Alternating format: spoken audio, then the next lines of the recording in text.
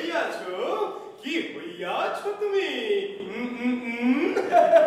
আমি এখন প্রধানমন্ত্রীর দপ্তরে নিযুক্ত একজন কর্মাধ্যক্ষ হইয়াছি।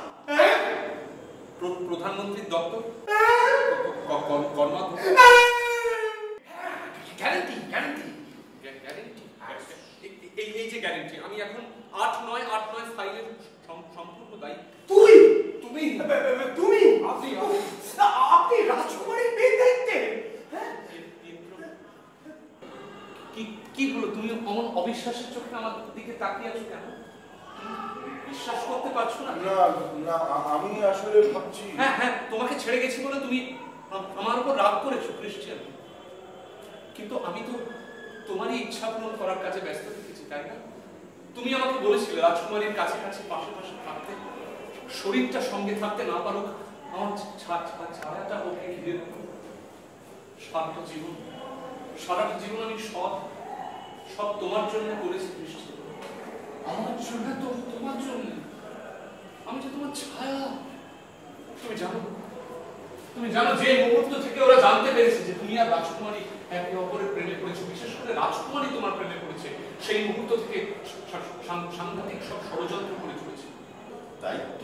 হ্যাঁ, কি দায়িত্ব? একটা দায়িত্ব। কি দায়িত্ব? তোমাকে কিনে নেওয়ার দায়িত্ব। তোমাকে কিনে নেওয়ার দায়িত্ব। আমাকে? কতদিন? ওরা তোমাকে দুনিয়া জোড়া যশ দেবে ক্রিশ্চিয়ান, প্রচুর অর্থ দেবে, বদলে তুমি শুধু রাজকুমারীকে বিয়ে করবে না। ব্যাস।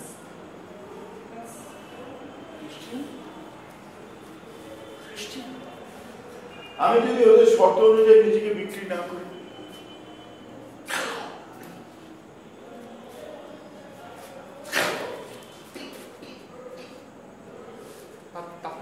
তাহলে আজকে ওরা তোমাকে মেরে ফেলবে? বিশ্বাস করি না। আজও আমি রাজকুমারীর লেখা একটা চিঠি পেয়েছি। তুমি কি করতে বলছো?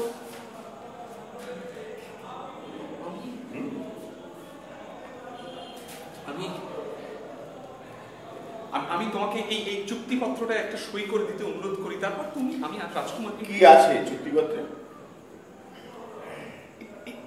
এটা একটা সামান্য চুক্তিপত্র। এতে লেখা আছে যে তুমি রাজকুমারীকে বিয়ে করতে চাও না, রাজত্ব চাও না, চাও না। তুমি একটা গাড়ি ভাড়া করে রাখবে। তোমার ভাবটা এমন থাকবে যে তুমি দেশটা ঘুরে বেড়াতে বেরিয়েছো। ওরা কোনো সন্দেহ করবে ভাবে অর্থ আর যশের আনন্দে দেখেছো।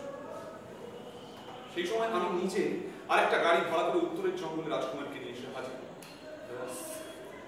তারপর আমি মুক্ত। ঠিক আছে, কৌশলের বিরুদ্ধে কৌশল করার জন্য আমি সইটা করছি। তবে চিরটা কাল এই প্রাসাদীয় কৌশলের থেকে দূরে থাকবে।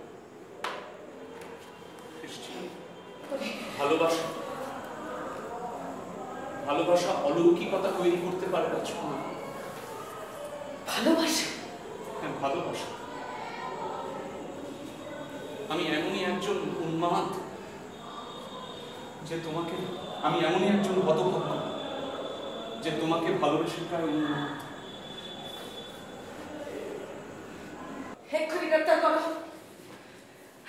আজ রাতে এসে চেক করবে। এক মিনিট। কিন্তু রাজকুমার, তোমার শ্রদ্ধেয় পিতার শেষ ইচ্ছে তো তাই ছিল। তিনি চেয়েছিলেন যে এই দেশের বাইরে, প্রাসাদের বাইরে একজন নতুন নেতাকে, একজন প্রাসাদের বাইরের একজন, বাইরের এক নতুন রাজা। কিন্তু আমি প্রমাণ করেছি রাজকুমারী যে আমি তোমাকে ভালোবাসি। তোমার গোপনে গভীরে যে রয়েছে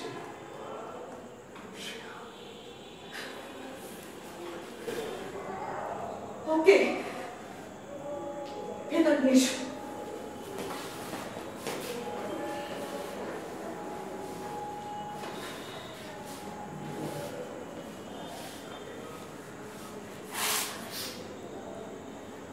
খ্রিস্টিয়ান থিওডোর, প্রমাণের থেকে বড় সত্যি আর কি আছে বলো?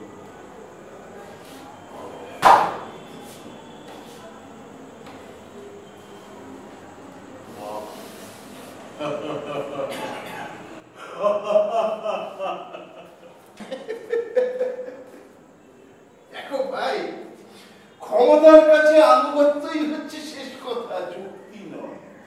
আর এই ক্ষমতার হাত বদলের সময় এখন তাদের এই ভুল ভ্রান্তিগুলোকে বলতে চাও।